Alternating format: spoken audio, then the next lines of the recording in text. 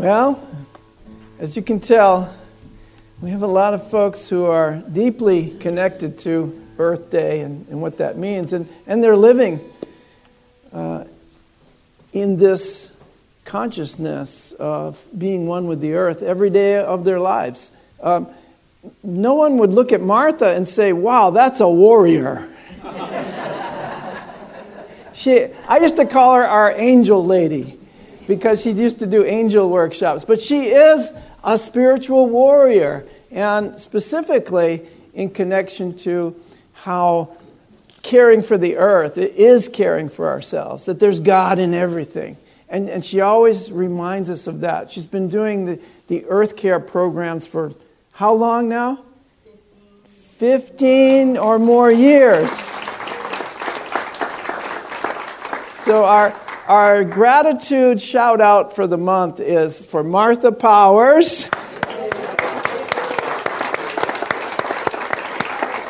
And if she's here somewhere, Joanne O'Connell. She's joined Martha as a co-leader of the team, the Earth Care team, and she set up a nice table downstairs for anybody who wants to engage in Earth Care events and projects throughout the year. So we're not just in April anymore. We're going to make this one of our life's mission to get more conscious about how we live on the earth. We're going to explore that idea today. The idea that caring for the earth is caring for ourselves. I was going to go along with the theme of water, but I'm not going to do that because I realized that's a whole nother talk and perhaps a whole nother week-long workshop. It's an amazing thing. I remember, just a personal story to start out with, I remember meeting this man when I was down in Ecuador teaching A Course in Miracles. I met Dr. Matsuro Emoto. Now, Dr. Emoto's from Japan. He's since made his transition. And many of you know his work. He did a scientific study on water where people would pray over water and he would study the molecules.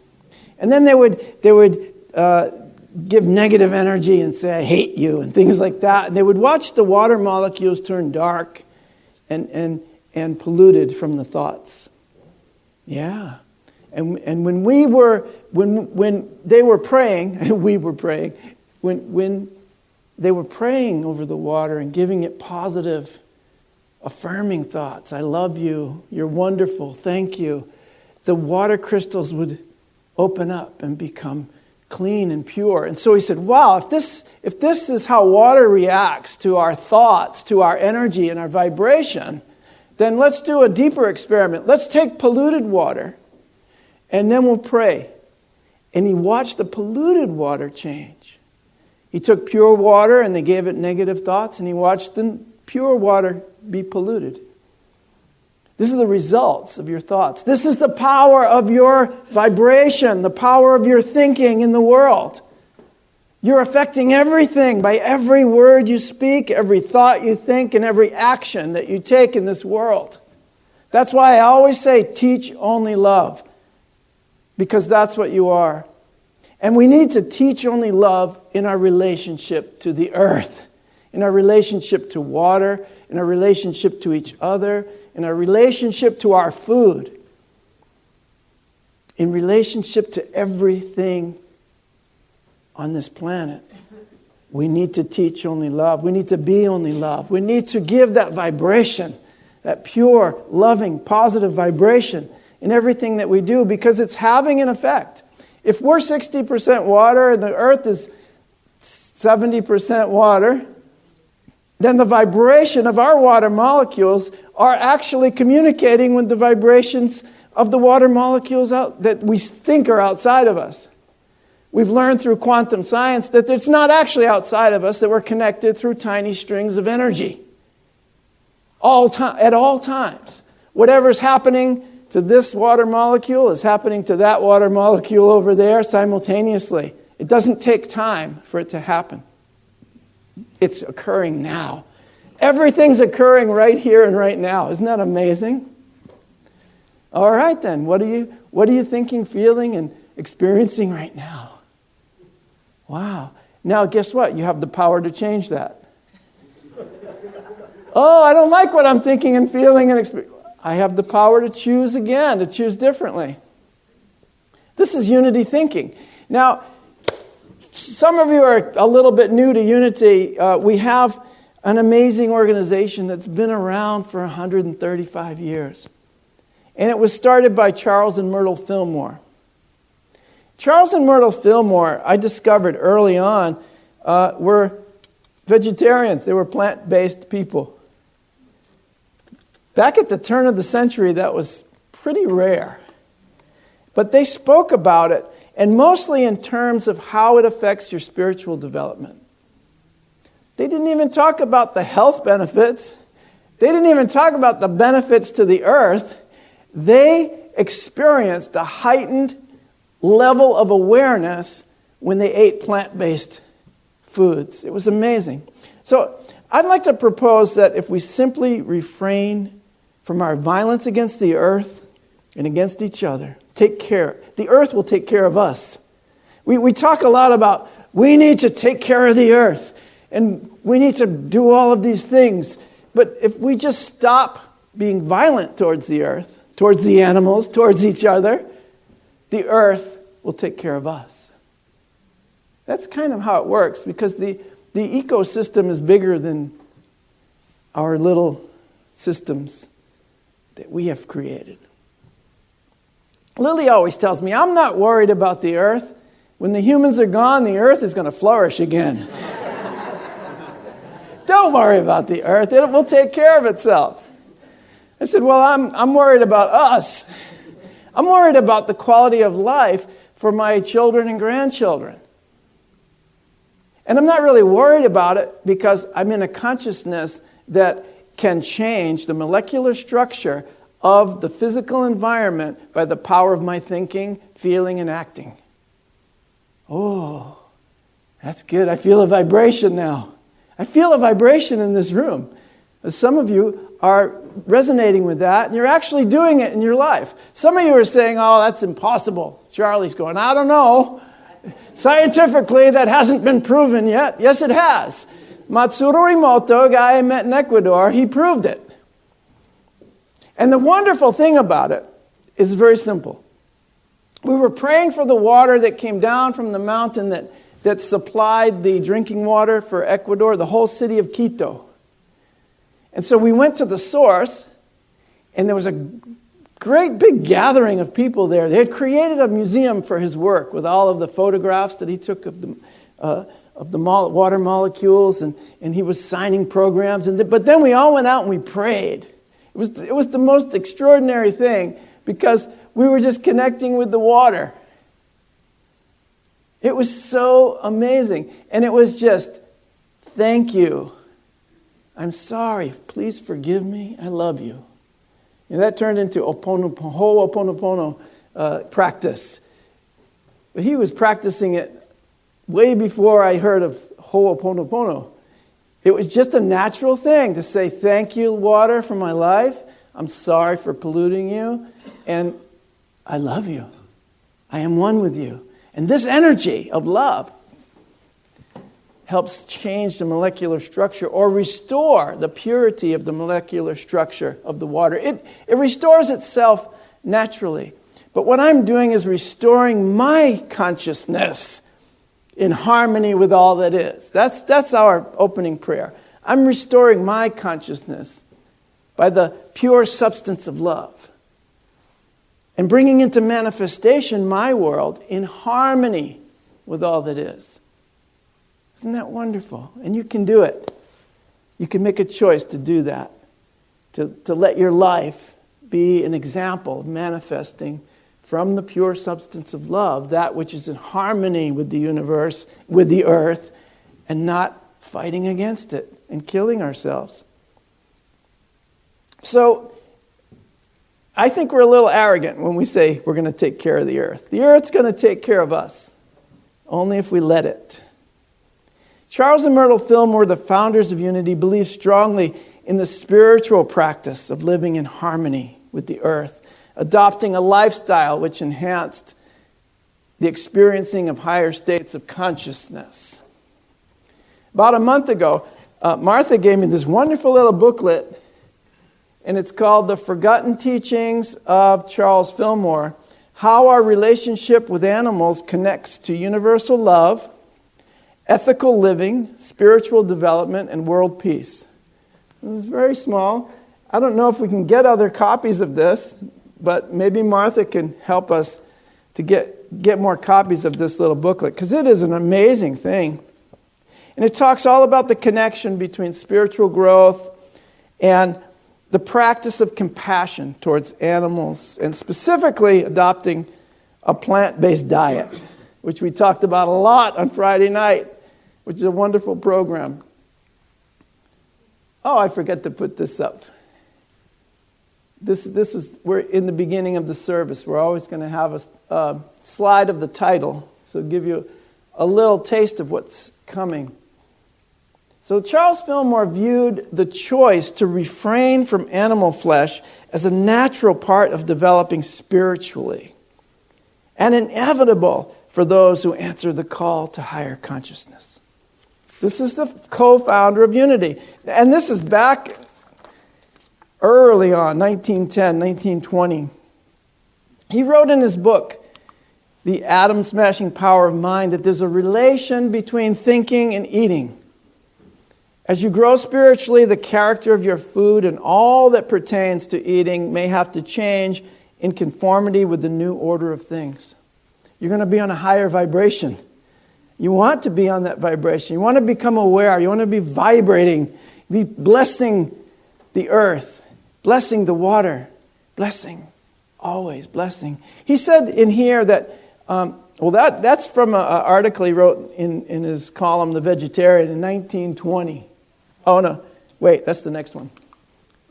1920. Spirit, this is great stuff, guys. Listen to this. Spirit has shown me repeatedly that I could not refine my body and make it a harmonious instrument for the soul so long as I continued to fill it with the cells of dead animals. Oh, you don't like that? Because I like my steak. I want my hamburgers. Well, it's grass-fed. It's healthy. That doesn't matter. It's still cells of an animal that was killed. And so I'm taking in the consciousness of death into my body instead of the consciousness of life. That's just what's going on, guys. It doesn't mean you're a bad person. It doesn't mean that you're doing anything wrong. It just means that we were taught that certain things were not only good for us, but that we have to do them to survive. So what happens is that your survival mechanism gets triggered when we talk about changing the way that you eat. I've been a vegetarian for over 40 years, 45 years. I still don't eat, to the highest level of consciousness that I could. I know that there are more things that I can do to refine my body to be a harmonious instrument for the soul. Now, I'm not saying these things to make anyone feel guilty. I want to tell you that it's a process. It's a learning process. But what I learned from Dr. Emoto was that the vibration that I can emit becomes stronger, more refined, as Charles Fillmore would put it, when I have a really clean diet. So yes, the cleaner the better. And if you're taking steps in that direction, it's amazing. There are steps that I can learn from you and steps you could learn from me perhaps. But the bottom line for me is I want to grow spiritually. I want to refine the body to be an instrument for the soul. And so whatever I can do to do that, that's what I'm going to do. He says in his little booklet that he was said in the beginning of his studies with New Thought that it doesn't matter what you eat. It's what you think. But then he said something very interesting. He said, as I began to grow spiritually and express myself ethically as universal love and peace, my thoughts about it began to change. It reached a point where it had to change. I'm going to find this. When I began the study of truth, I was told that it made no difference what I ate if I was in the right thought. This seemed to prove true up to a certain point in my experience. While my spiritual development was confined to the conscious mind, there seemed no special need for food discrimination. Spiritual development confined to the conscious mind, the intellect. But gradually, a new phase set in. When his spiritual development grew to the subconscious, receiving direct energy from the superconscious mind, that is when it shifted. That was the new phase. And Charles Fillmore was noted for being almost addicted to meditation, to silence. He could be in the silence for 9 or 10 hours a day. Now, the thing is, he spent a lot of time in a higher vibrational state, especially later on in his life. And to be in that constant communication with the superconscious, he had to have a very open vehicle, refined, as he would say, to make it a harmonious instrument for the soul. Now, this is an amazing step. Charles and Myrtle Fillmore had a lot to say about this. But more importantly, what they did was demonstrate it. They demonstrated through the power of prayer. Their vibration, their prayer, when they got together with people, would heal their bodies. The vibration of their thought, vibrating through this instrument, would heal the bodies of the people around them. They were noted for miraculous healings through the power of the mind. But it wasn't just the words that they were speaking. It was that they had refined their instruments to be harmonious vessels for the soul. This is what I'm talking about, a higher order of things. A new phase sets in where you really want to be of a higher vibration. And you want to, if you really want to heal the planet, you have to be healed. You have to be in a vibration of healing, of peace. Allow yourself to let go of the past and be at peace now. Feel that peace within you. When Martha was giving her water meditation, I felt at peace. I could feel myself as 60% water, my body. And I could feel those moments, when she talks about those moments where you first see the water, you've been away for a long time, and you first see the ocean, you're just ecstatic because it's like coming home. You're vibrating. And I want everyone to feel that way when they come into your presence. I want them to feel like, wow, I've come home. I'm home in this healing energy. Be a sanctuary for all the people around you. Be a sanctuary for that healing energy. Now, yes, you can change the molecular structure of anything, of everything you eat. I don't care about, I'm not really talking about what you eat. I'm talking about the molecular structure with which you are communicating with it. How do you like that? Do you communicate with your food vibrationally? Or are you just shoving it in your mouth and it like gasoline at the gas station? Well, I got to fuel up for the day. I find myself doing that sometimes. And now I'm learning to slow down, communicate with the food vibrationally. It's so much more fun. You cook so much better food, too.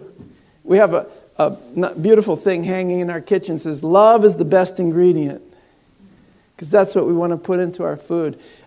We have a water filter, and I wrote on the water filter, God water. That's God water.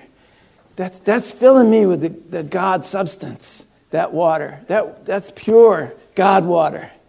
I love it. I love it. So do you communicate with your food vibrationally? Do you communicate with the earth when you're walking vibrationally? Do you communicate with the ocean vibrationally? Do you communicate with the fish in the ocean? Do you communicate with the trees and the flowers and the grass? Do you communicate with each other, with your family members? Last time you went back home to your family. Oh my goodness. Sometimes that's the hardest communication of all. Why? Because you have each other in these perceptual boxes of who they are and how they should act towards you. But what if they're God too? Then we act towards them a little differently. The greatest challenge is not to just simply understand intellectually that we are one, but to live in the truth of that oneness. That's our greatest challenge. It's one of overcoming the perception of separation. That's our challenge. That's also the greatest adventure and journey. Because now we get to say, I'm going to teach only love today. How do I do that? What's going to happen today? Spirit, guide me. I'm going to teach only love. Overcoming the perception of separation. Accepting our responsibility to practice compassion. Right, James? James is our guest speaker next week. He's probably going to talk a little bit about compassion. That's one of the biggest teachings of the Buddha. It's compassion, but compassion towards all living things, including ourselves. It's a challenge to raise our consciousness. It's not an isolated issue. The question of killing animals is linked to why humans kill each other, why we pollute and destroy the habitat. Even when we know the earth sustains us as human beings, we know this is our blue boat home, and we still treat it with disrespect. We still pollute it. So that's why in the water prayer we included, I'm sorry, forgive me, I love you. The forgiveness part has to be there, because you're actually forgiving yourself. We've all participated in the pollution of the planet and still continue to do so on some level. But we can change that by changing our consciousness. So we're continuously poking holes. We're in a blue boat home. We're all in this boat together. And some of us, if we're denying climate change, if we're denying pollution, if we're denying the effects of animal agriculture and all those things, we're poking holes in the boat. And we're denying that there are holes in the boat. I didn't do it. What hole? There's no hole in the boat. We're still floating. The water's coming in, guys. Oh no, it's not so bad. Water's been in the boat before. We're still floating. It's filling up now. It's starting to fill up more and more with water. I mean, this is the extinction, a sixth mass extinction that's underway. Oh, I don't know about that. There's been extinctions before. The planet's been warm, it's been cold, it changes, there's no holes in the boat. No, this is our blue boat home. We're going to have to patch the holes. But the fastest way that I know of is through our consciousness. That's the fastest way to clean up what's going on in my world, is clean up what's going on my inner world. If Dr. Matsuru Emoto was correct, and I truly believe he was, and these experiments have validity, then we are going to change our relationship to the earth and to each other through our thoughts, through our vibration. We're committed to doing. Some of us have already made the commitment to doing that. Now, I'm going to do this really quick, because this is my favorite quote of all time from Albert Einstein. A human being. This is the problem and the solution. He lays it all out in very few sentences here. A human being is part of a whole called by us the universe. It's a part, the human being, limited in time and space. So he experiences himself, his thoughts, and his feelings as something separate from the rest. A kind of optical delusion of his consciousness. This delusion is a kind of prison for us, restricting us to our personal desires and affection just for a few people who are nearest to us. That's the problem. The problem is we have an optical delusion of separation. It's not true. We are one with each other and with everything, and that's a fact. The reason we do not believe this fact is because we've trained our mind to believe in the delusion and to act as if the separation is true. But what's the answer? It's so simple. Our task must be to free ourselves from this prison. By what? It's so great. Widening our circles of compassion. That's how we free ourselves from this prison. We widen our circles of compassion to embrace all living creatures and the whole of nature and its beauty. I believe as we widen our circles of compassion, we will experience the great transformation of our species and our planet. This is where all the work happens. We widen our circles of compassion. Keep widening them. Then our compassion turns to love. We begin to teach only love naturally. We don't even have to think about it. Now we have to work at it. It's kind of work sometimes to love those that don't agree with you. But it'll become so easy when we have compassion for them. So then when we begin to love one another, that's when we start to live by the dictates of our master teacher, Yeshua, Jesus the Christ, a man who became aware of his Christ nature.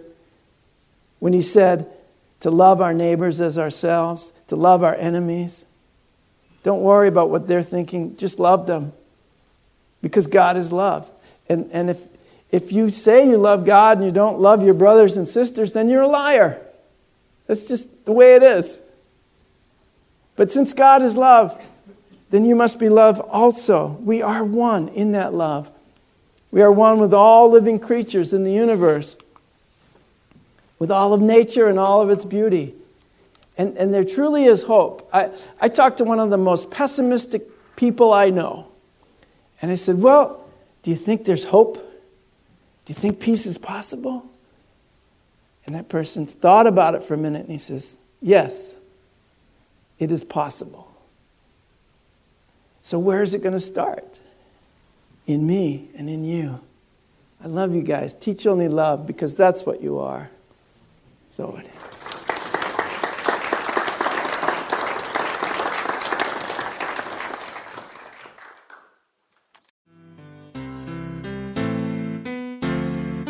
You have been watching the message from our Sunday celebration service here at Unity on Cape Cod, providing a positive path for spiritual living. Please join us every Sunday morning at 10 a.m. at 147 Walton Ave, Hyannis, Mass., and visit us online at unityoncapecod.org. This video was made possible in part through a grant from Unity Worldwide Ministries and the Templeton Foundation.